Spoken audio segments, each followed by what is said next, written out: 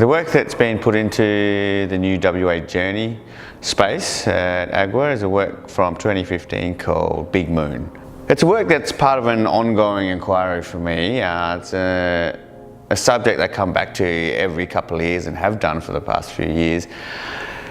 Looking at the moon and the role that plays in Muslim culture.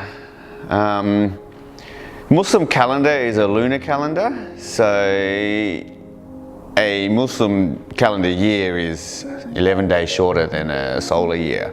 So the months move around each year. For me, it really becomes pertinent during Ramadan. And it has a big effect on when Ramadan occurs during the year. That 11 days means that each year the fasting month of Ramadan comes around 11 days earlier.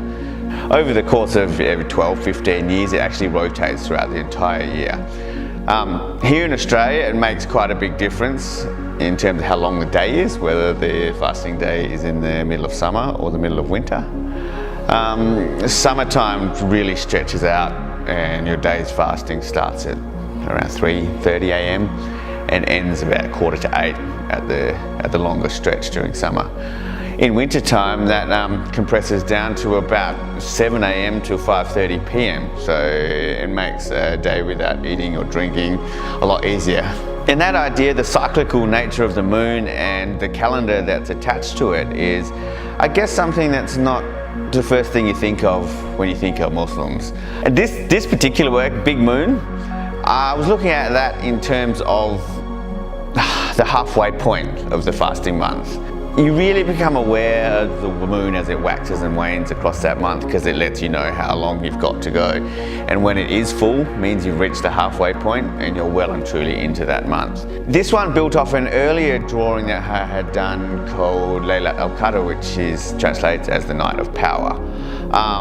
The Laylat al-Qadr is a night that occurs in the last third of the fasting month of Ramadan, and it's a night allocated to remember when the revelations first began.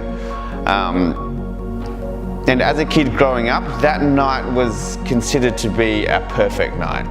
And so, especially for a child, it puts you into a funny space where you're looking at the evening and wondering what's perfect about it.